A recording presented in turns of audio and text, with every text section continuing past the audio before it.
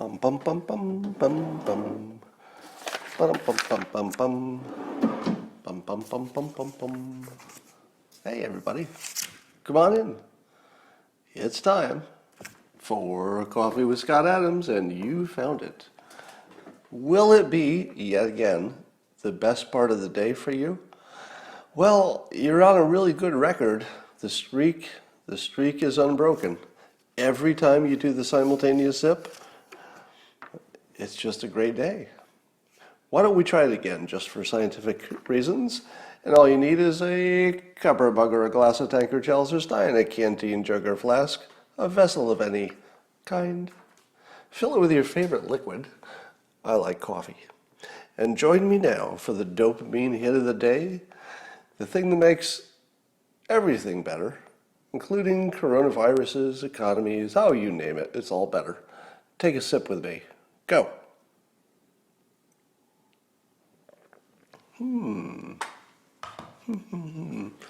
I have a sort of a personal challenge with myself to see how many times I could read the sip thing where I say a cup or a mug or a glass before I could actually remember it. I'm seeing if I can memorize it without attempting to memorize it. In other words, I'll just read it every day. And so far I've been reading it for 2 years? And I could not come close to doing it without reading it. A cup or a mug or a glass. All right. Here's what's happening today.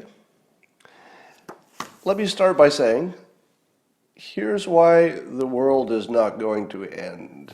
May I explain to you why things seem dire, but indeed are not very dire at all. In fact, we probably have never been safer or more stable. That seems exactly the opposite of what you see, right? Here's why it looks different to you and why you'll be fine. Number one, keep in mind that everything you see in the news is attenuated to get your brain chemistry to catch it on fire. That's how they make money, by getting you excited and clicking and talking about stuff. So the first thing you need to know is that the news reports an exaggerated version of reality because that's their business model. So the first thing you do is say, all right, it's not all of that. It's something less than whatever I'm reading on television. That's your first context. The second piece of context is, some of you might know I got married yesterday. And I was talking with a few people afterwards.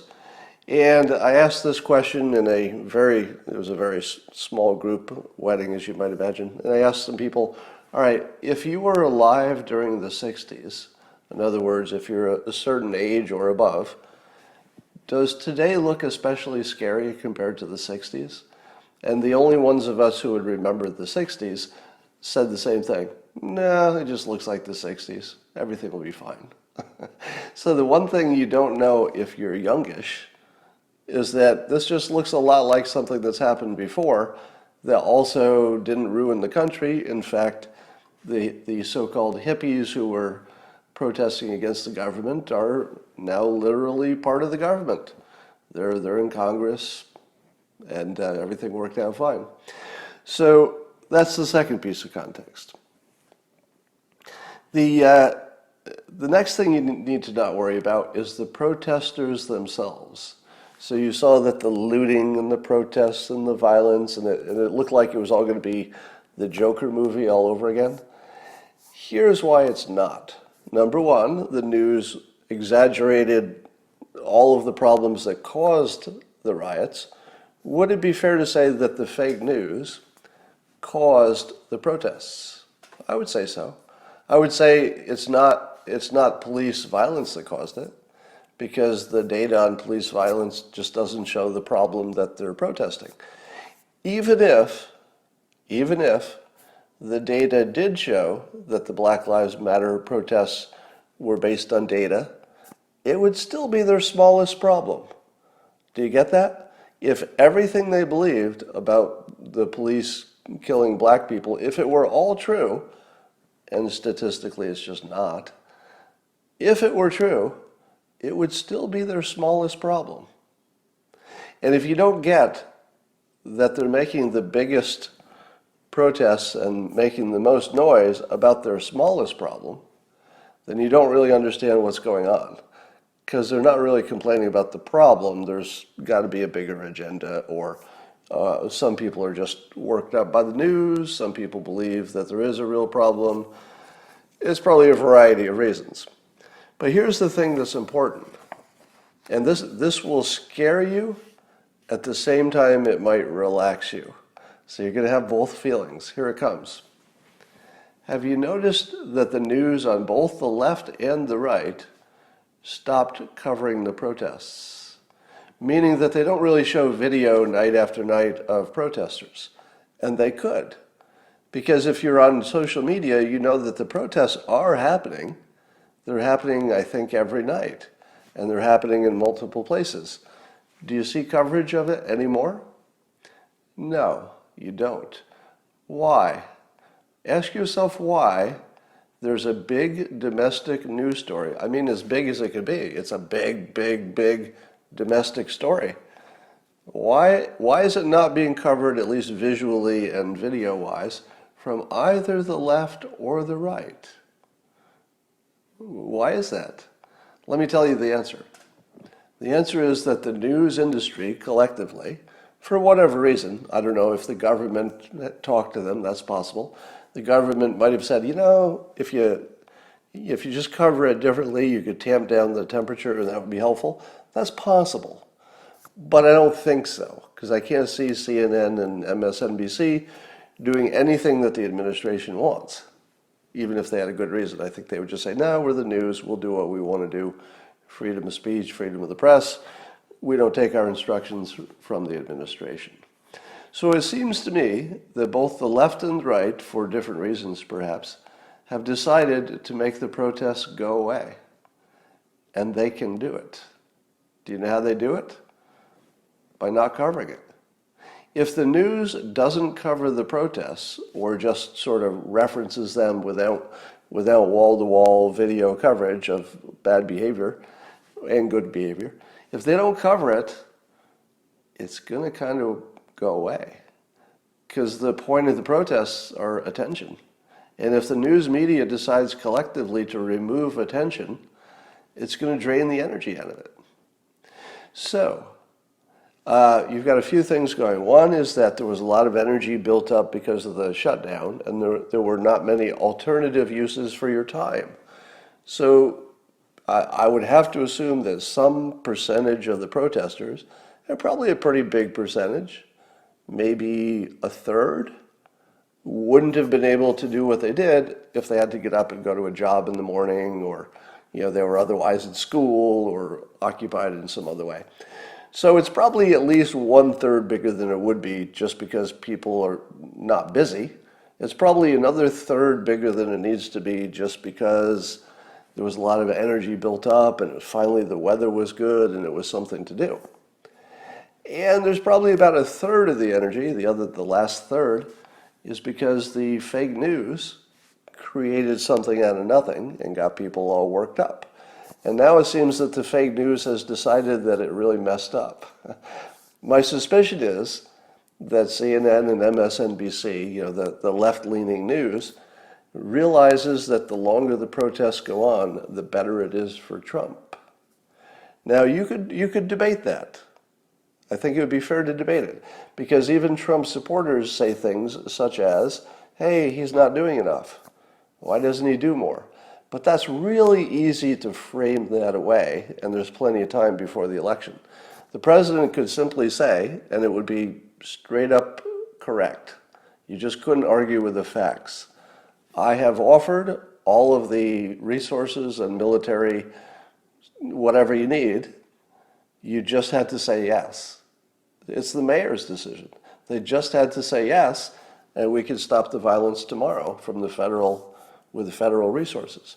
So I think that it would be really easy for the president to say, you see all these protests that are scaring you to death and ruining the economy? That's what you get if Biden is elected. And I would have stopped it if these Democrat mayors had allowed me to do it.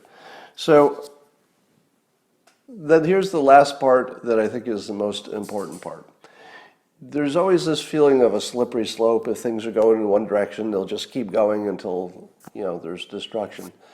But have you noticed that the protests have just stopped cold at the suburbs? Oh, they tried. They tried, right? There was a little bit of attempt to move the protests into the suburbs. How'd that work out? Well, the first problem is it's not interesting. It is not interesting to have a protest in the suburbs. It's just not interesting. It's not interesting visually. It's not interesting for the protesters. But here's the worst problem. If they start protesting individuals' homes, like the McCloskeys, the couple that had the guns, and there was a warrant for there was a warrant out for them, I guess. So that's a separate story that I think they're being treated probably unfairly, but we'll see. I don't think that this can spread to residential areas outside of the city. Because number one, they're armed to the teeth. Number two, it looks really different, doesn't it?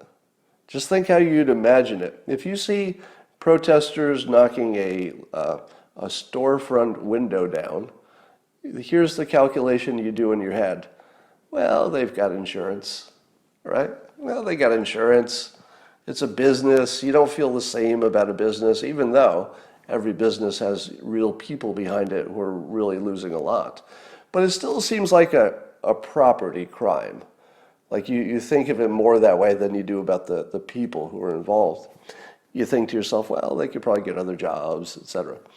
But if you saw, like we did, a crowd around the McCloskeys' house, which wasn't the best example because they had sort of a mansion, so that they don't quite get the sympathy that you would get if you were just a normal suburban home. But if you saw protests assaulting a normal suburban home, let's say just because they had a Trump sign in the lawn, just to pick an example. If you saw that, that would be the end of the protests. So there is a natural limit to how far they can go, and they've already reached it in terms of not moving into the suburbs. They really can't. The suburbs are too well armed, too willing to use them, and there would be too much sympathy for the civilians in this case. So don't worry so much. I don't think that there's anything that could make our current protest situations any worse than the 60s, and the country literally just shrugged it off.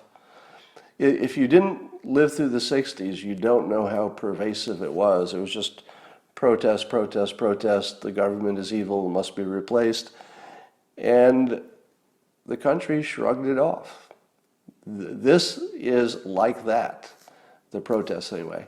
The country will actually just shrug it off.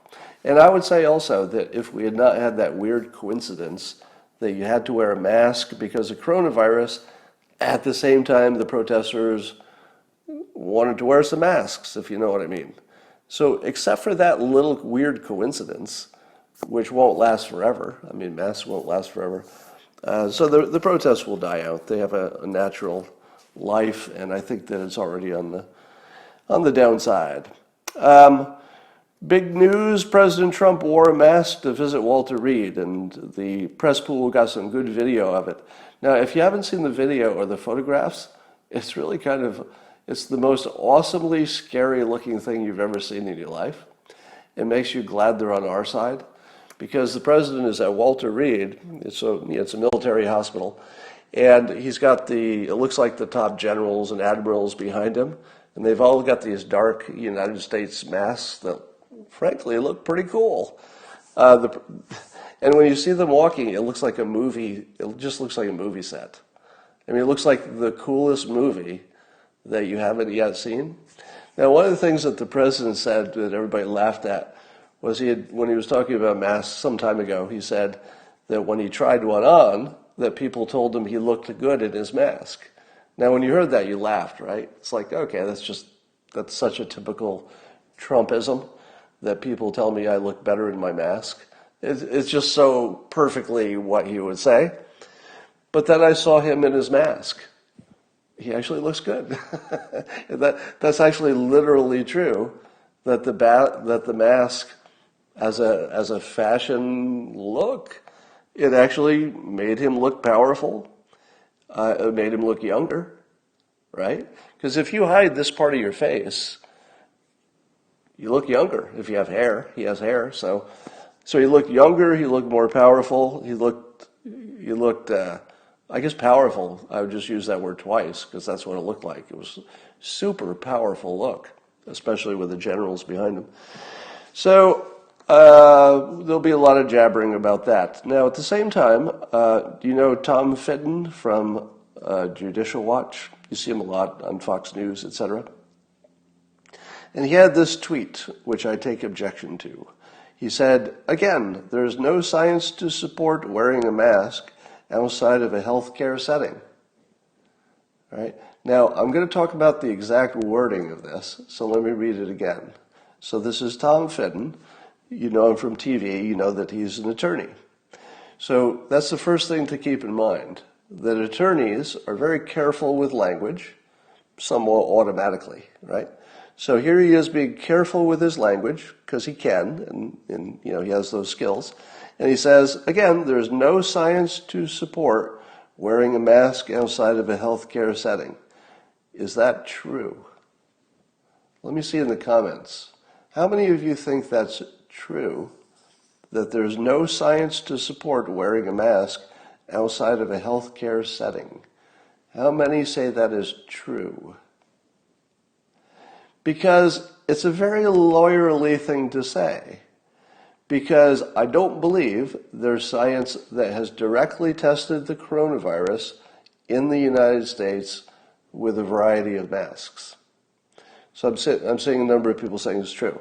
So I think I believe that it's technically true. I won't even say technically true. It's true that science has not done a gold standard set of tests, clinical trials with controls and peer review, and then have people repeat the study to get to the point of knowledge. So Tom Fitton is completely correct, if this is what he means, that it has not been demonstrated to the highest level of scientific scrutiny. Everybody agrees with that, right? Now, but the way he says it, there's no science to support wearing the mask outside of healthcare. To which I say, what does it mean that there's no science to support it? I will give you the following analogy. Now, I've told you that analogies do not persuade, but they can introduce an idea very effectively. So the next thing I say will not be persuasion. I'm just describing an idea using an analogy. So yesterday, somebody said to me, let's say a mask skeptic, said to me yesterday, scientists say that wearing, especially these cloth masks, the ones that are not the hospital grade, he said that using those cloth masks to stop a virus, which is so small, would be like using a chain link fence to stop a flea. And I thought, that's a really good analogy, right? Because you can see the chain link fence, and if you're looking at it, it's mostly open holes. Like the amount of space that's covered by one of the wires in the chain link fence is very small compared to the total mass. So that flea goes right through it. So that's a pretty good point, right? If the virus is that small, and science confirms, we do know that, how small the virus is, we do know how many openings there are in a cloth mask, and you do know that the virus is much smaller than those big old openings in that mask. So that's all you need to know, right? So here's how I answered it. I said, but the virus doesn't travel on its own. The virus travels on the water droplets that come out of your mouth. You all know that's true, right? It's not like you're shooting viruses out of your mouth. You're shooting moisture out of your mouth And riding on that moisture can be viruses. So here's what I said to the flea and the chain link. No, it's more like this. There is a flea and there is a chain link fence. That part of your analogy is correct. But the flea is on a dog. And the dog can't get through the fence. And the flea isn't going to leave the dog in my analogy, right? The dog can bump against that fence as many times as it wants. In this case, the dog is the water droplet.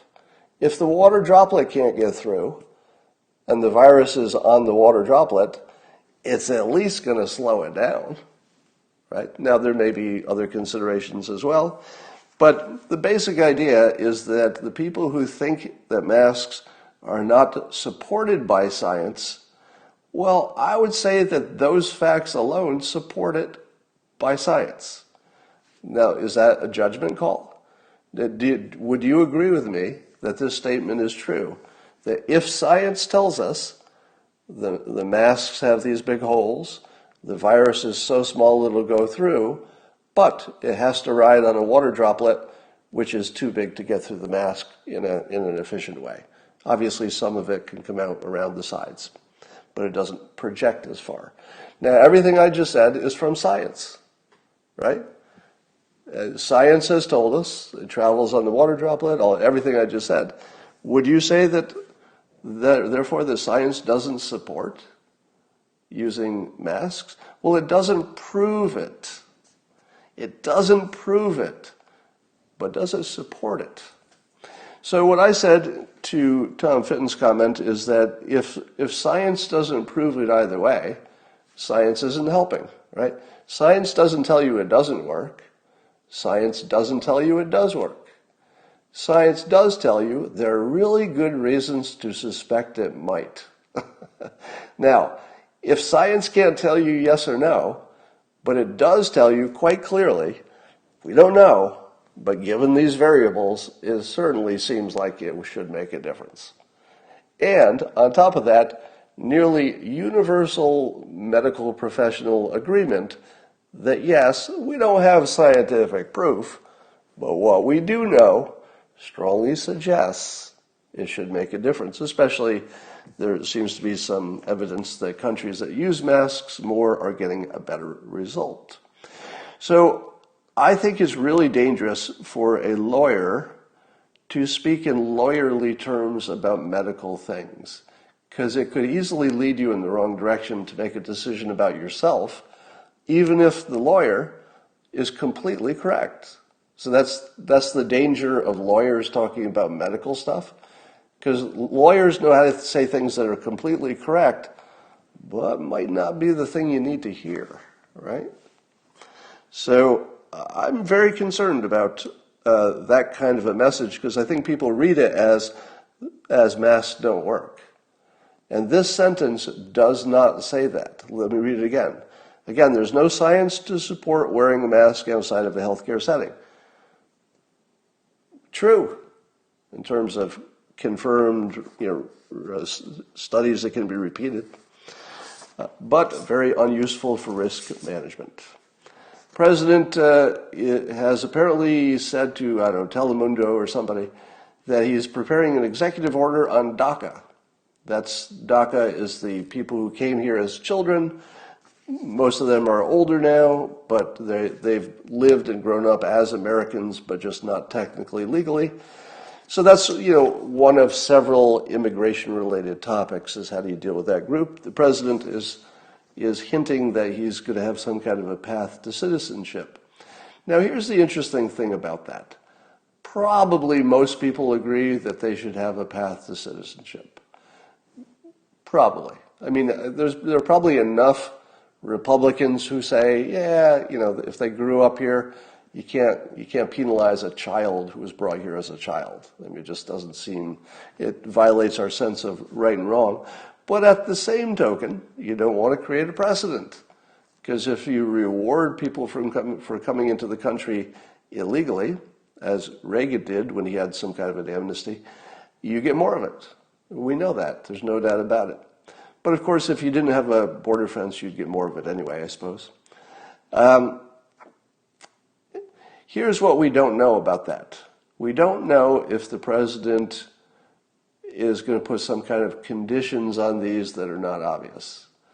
So, for example, and this is not based on any inside knowledge or anything, I'm just going to toss this out to keep you open-minded until we know what that's about.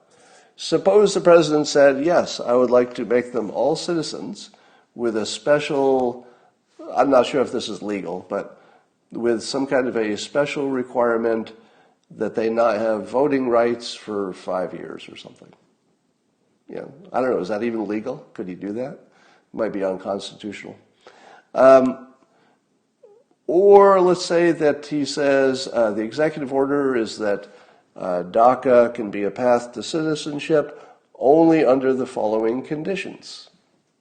Let me say this. Suppose he said DACA is approved under the following conditions, that the border wall is funded.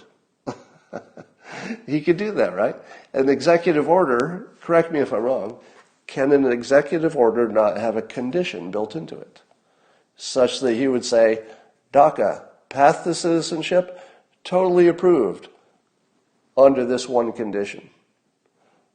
And what is that one condition? I'm just speaking hypothetically. Suppose he said, the condition is we have to have a functioning border wall, or it has to be funded to build a border wall. How would you feel then? Because he wouldn't be saying that they have a path. He'd be saying they have a path if this other thing happens. Because you don't want to have a condition where you incentivize people to come in illegally if you don't have a way to stop it from happening in the future, such as a wall. Now, I don't know that the president has some kind of a plan like that where there's a condition in it or a poison pill. It could be a trick. It could be something he's put a poison pill in it so the Democrats will reject it, and then he can say, as he's running for president, hey, you rejected my DACA plan. So we don't know what he's up to, but I feel like there's going to be a surprise in that somewhere. There's a video that I think came from January in which Biden, when he was still running, he's running for president in January, and he was talking to an audience, and I couldn't believe my ears because I thought, what year did this happen? And then you see the Biden for president signs, and I'm thinking, this happened this year? Biden said this year, and he didn't get canceled. And what he was saying to what looked like mostly white audience, he said, our culture is not imported from some African nation. And they went on to say that our culture is doesn't come from some Asian nation. It's a European culture. And I thought to myself, if a Republican said that, that would be the end of their career. And I look at this and I think, do we just ignore this? Because the whole point is that culture is sort of a code word for racists, right? Oh, you say culture, but you really mean brown people, don't you? I mean, really, don't you? That's what people say about the Republicans. And I would say, having met lots of Republicans, that they have a variety of reasons, just like any big group, they have a variety of reasons why they would want immigration halted, but a lot more of it has to do with culture than it has to do with ethnicity. There's some small percentage of people who do care about ethnicity and immigration, but most people, as far as I can tell, I'm not a Republican, but I talk to a lot of them. It does seem like they're mostly just interested in the culture part. So they wouldn't care so much where you came from, as long as when you got here you played by the same rules and didn't want to turn it into Sharia law or whatever else. So the fact that Biden doesn't get canceled for that is just mind-boggling. Like, there's just no way a Republican could have said those same words. Fascinating. Boris Johnson has announced that they're looking for data scientists to run a UK government analysis unit. What? That's right. So Johnson is setting up some kind of they refer to it as like a skunk works. So it looks like it's not clear if it'll be part of the government or a quasi-part of the government or an independent entity that advises the government, but it'll have some independence. whatever independence you get as a, quote, skunk works. And apparently it's to put people who know how to look at data in one place so that you can get government decisions that are backed by people who know how to look at data. Now, how important would that be in the United States? Well, we just had this whole conversation about masks. Wouldn't you like the data organization of the United States to say, okay, you're all arguing about whether masks work. Here's the analysis. This is the best we know. And wouldn't you like to have seen that all the way through the coronavirus situation? You'd like to know that if somebody asserted a fact or a statistic, that there was some other skunkworks who'd said, oh, hold on, just a minute. I don't think you're quite looking at that right, because you're forgetting this, you forgot that. Now, at the moment, it feels like there are some individuals doing that on Twitter in the United States.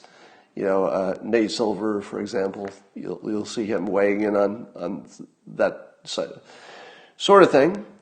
But as some people noticed,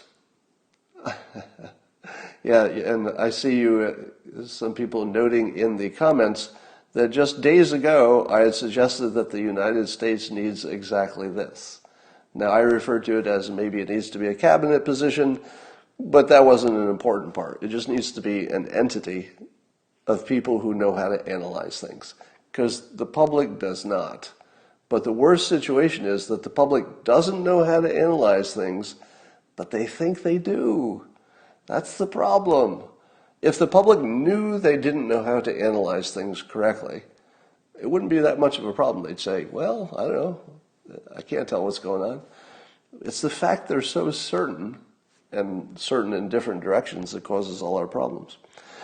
All right, so yes, you're wondering if the UK watches my periscopes, because it would be a gigantic coincidence, but could be a coincidence. If I had to guess, you know, pretty high chance it's just a coincidence. But what are the odds that I would suggest this exact idea like a week before it appears in the paper that the UK is thinking of this idea? Could it be?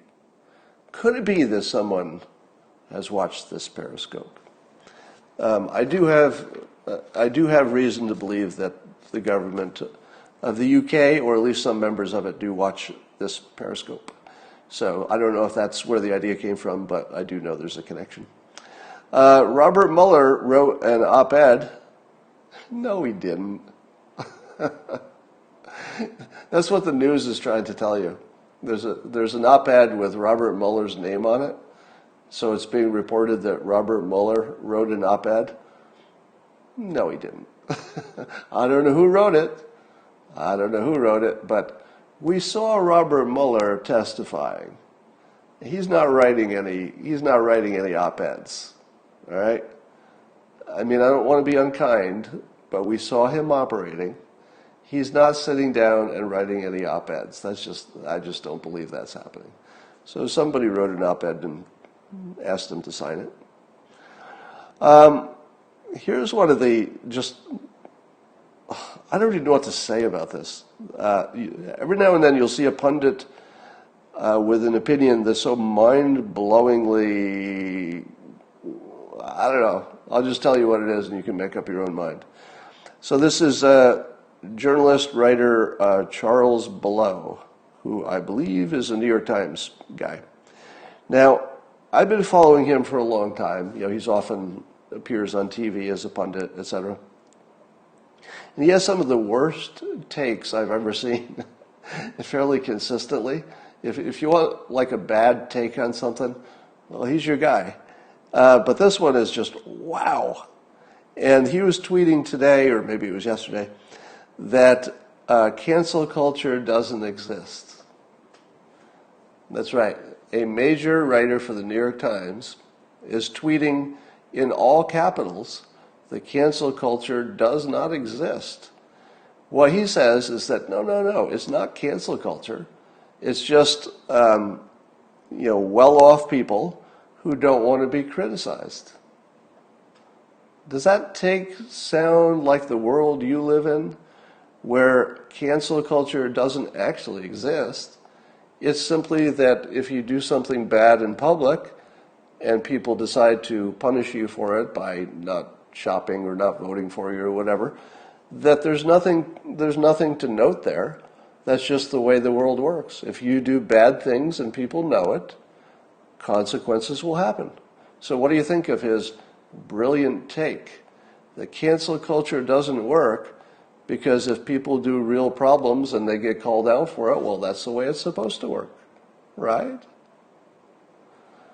Well, as I tweeted this morning, pretty much I think every time that somebody tried to cancel me, and there have been quite a few times over the years, that online mobs have come after me, every time it was a misinterpretation of something I said. Not sometimes, not once, every time. 100% of the time that people have come after me is for one of these two things. I misinterpreted something you said, often because somebody else misinterpreted it and they only read the misinterpretation. So it's either a misinterpretation of something I said that I wouldn't be canceled for if it was correctly understood, or simply for being associated with saying good things about President Trump. That's it. So those are the two things that people have consistently tried to cancel me for, including yesterday. I'm not talking about some historical thing. I'm talking about yesterday. Somebody tweeted that maybe nobody should read Dilbert books. No, actually, I take that back. I said it happened once yesterday. I think it happened more like 3 or 4 times yesterday, just to me. And I'm not talking about 3 or 4 movements, but rather 3 or 4 public individuals on Twitter suggested in public that people boycott me. Now, what did I do to earn a boycott? Was it my bad behavior? No. No, it wasn't my bad behavior. It was misinterpreting what I'm saying and just being associated with liking one of the political candidates. Liking not everything that he does. I'm very clear about that. I don't like everything Trump does and everything he might ever do in the future. I like certain things he does, especially in the persuasion realm. So I'm on the edge of cancellation every day, and it has nothing to do with bad behavior. Nothing. In fact, I don't even have a motive for bad behavior. Like everything that I've been trying to do publicly for the last several years only has the purpose of being a public good, because that's sort of the only way I get a payoff. My only way I get a payoff is if I can produce a public good. I don't really have a business model where making people angry or unhappy or worse off somehow makes money. Or how would that work? I don't even know how you do that. So, and then as was said in the comments, the CEO of Goya Foods, what exactly was his criminal act that caused the boycott? What exactly did he do wrong, Charles Blow, besides be polite and considerate to the President of the United States while he had been invited to the White House?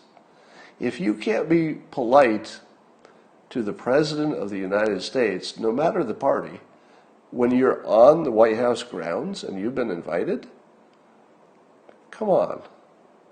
That Charles Blow would say that guy should get canceled and boycotted. I'm assuming boycotting and canceling are sort of in the same family. Really? Will he be okay with that? Now, the great thing, of course, most of you know, is that the Goya products have sold out in a lot of grocery stores. Have you seen the photos? You'll see just a big empty shelf where all the Goya products are. Now, I too, the next time I go to the store, will look for them. I literally didn't know they existed, but now it's one of the most famous brands in the country. Isn't that cool?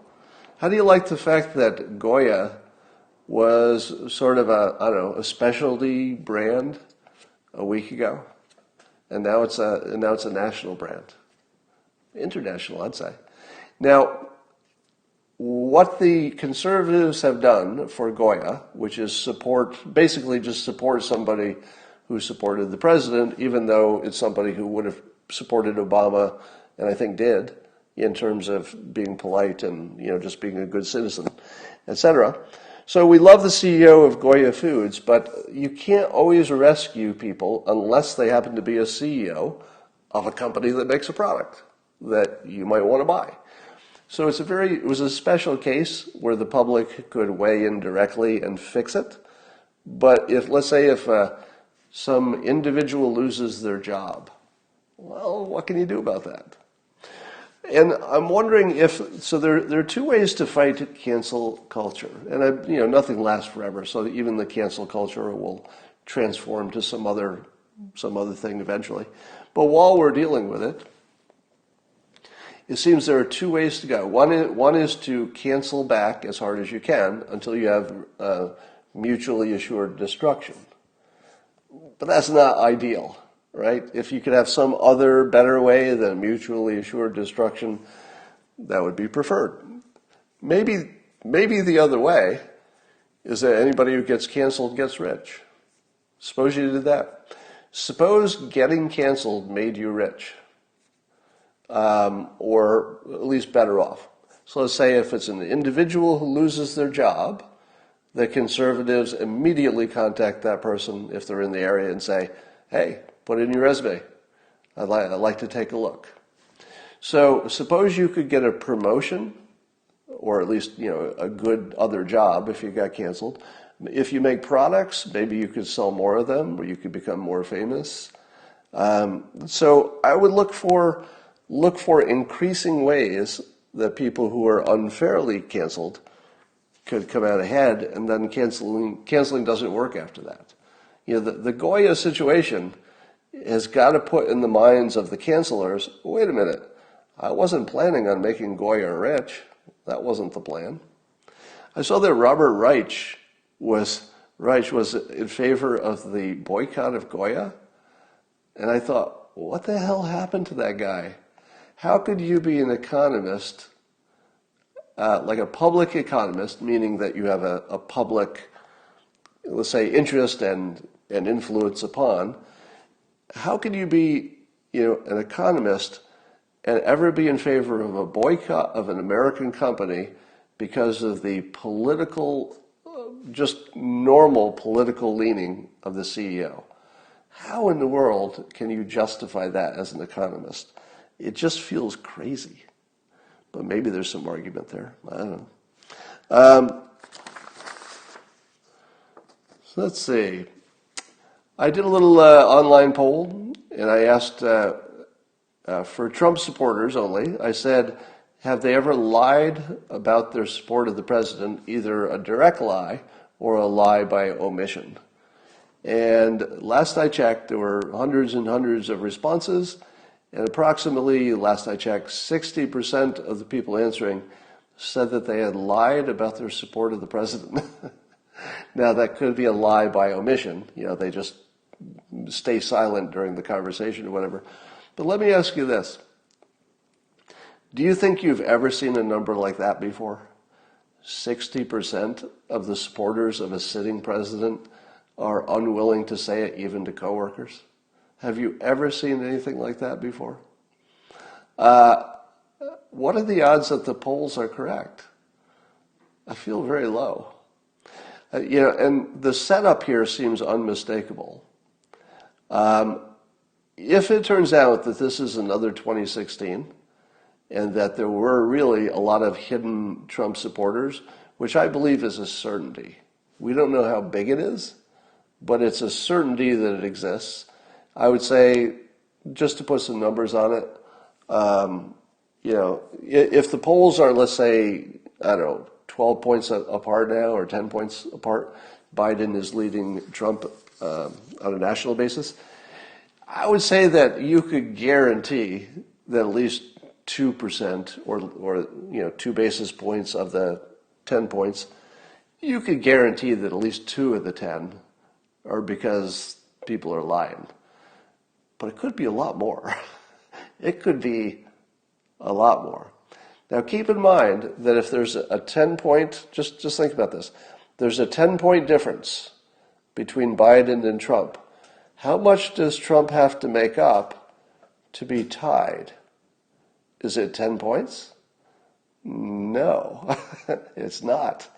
Trump only has to make up half the difference.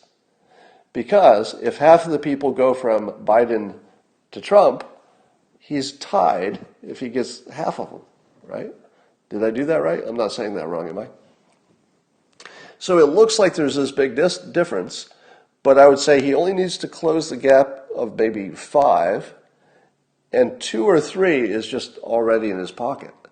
He's probably 2 points away from a lead, or something like that. So my guess is he's a little bit behind nationally. It only matters what the battleground states are. I don't know if he's a little bit behind. Battleground states, a little harder to tell. But I feel like it's really close, is my guess. And there's a lot of time to go. All right. Amazon had this weird situation yesterday, I think it was, where they put out a company-wide memo, and then they retracted it, saying it was put out in error. Now, ask me, who would put out this particular message in error? Like, it's a weird error. And the message that was in error was that employees of Amazon needed to take the TikTok app off their phones, but they could still use it on, I don't know, other devices. And then they withdrew that. Now, the reason for that was that TikTok is a Chinese company. The Chinese government has a backdoor to it, of course, which means that they could use it to massively spy and or collect data about Americans, and we assume that they are. Why did Amazon have that company memo and then pull it back without much explanation? Here's what I think. I don't know this for sure, just a guess. I think it's a certainty that our government will ban TikTok in this country. Wouldn't you say? Because India has already done it, and nobody is arguing that India got it wrong. Right? I don't believe there's anybody except maybe China who is saying, India, how could you be so racist to block a Chinese app that was doing nothing to nobody? Nobody's saying that, right? Unless I'm missing it. But I believe everybody just said, well, it's about time. Yeah, that was exactly the right thing to do. So if you're Amazon, do you think you already have some insight where the U.S. government is going to go? And I think the answer is, yeah, you probably have some insight on that. There's probably somebody involved with Amazon who is also involved with the government decision about TikTok. Almost certainly. It's a small world in the, at that level of knowledge, because you'd have to be technically and security-wise, I mean, you'd have to have a lot of knowledge to really weigh in on TikTok at a technical level. Amazon might just know more than we do. They just might. Maybe they were just trying to get ahead of it. All right. And that is about what I have for you. I'll give you a little update. So I did get married yesterday to the lovely and beautiful Christina, now Christina Adams. And I got to tell you, getting married in the age of coronavirus is really complicated. It's really complicated. Even little stuff like getting a marriage license, not so easy when the places are closed. So there are a lot of steps that, I tell you, your government does not make it easy to do anything. Anyway, just looking at your comments. So Navarro is on Maria Bartiromo discussing it, somebody says. India and China just had a border battle. Yeah, I don't think that's going to get out of control. I think the border battles between India and China are two countries that know they can't have a war. They just can't. India and China just can't have a war, and they know it.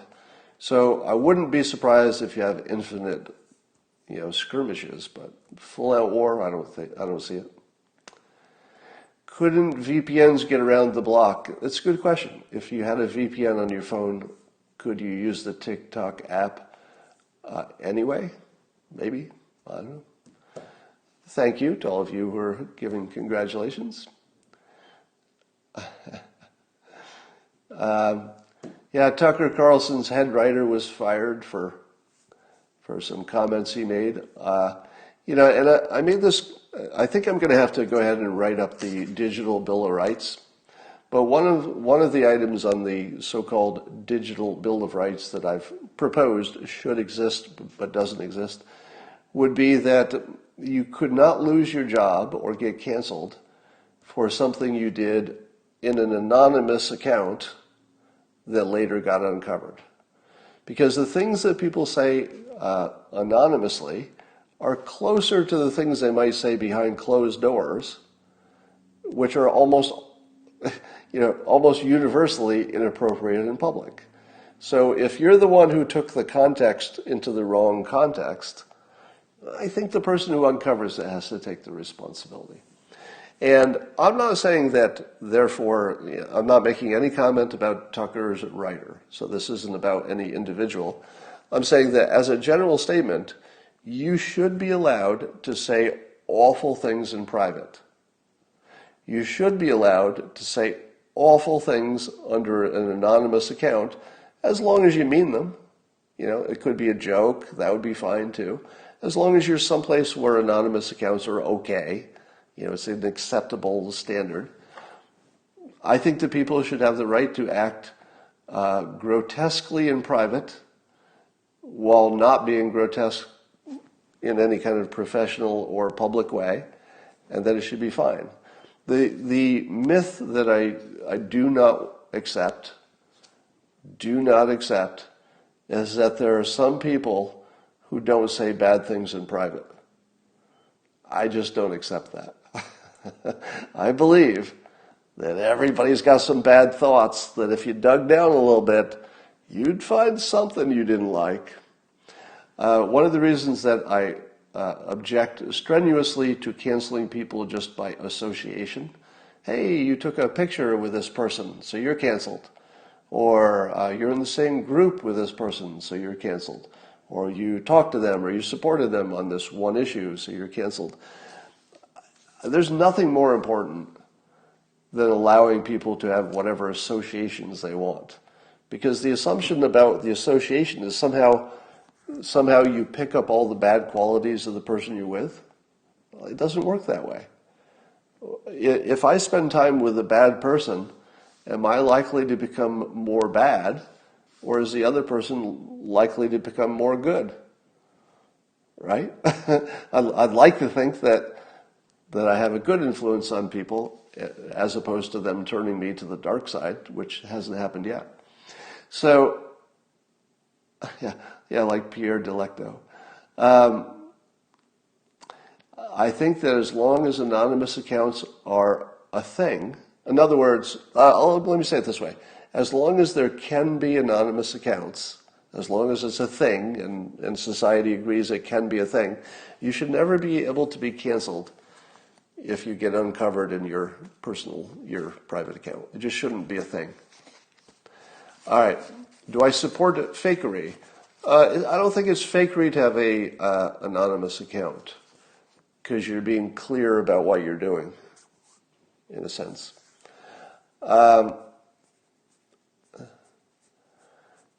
So everyone will have an anonymous account. Yeah, I mean, that doesn't change the fact that platforms still have standards. So if you're an anonymous account and you say something terrible, Twitter can still kick you off. I don't have a big problem with that if it's so bad. There's some limit. All right. Will we see more of beautiful Christina? Someone asks. You just might. If you mean more of her, she might be making some more piano videos, for example.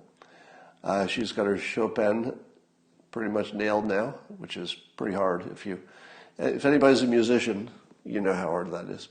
All right, that's enough for now, and I will talk to you tomorrow.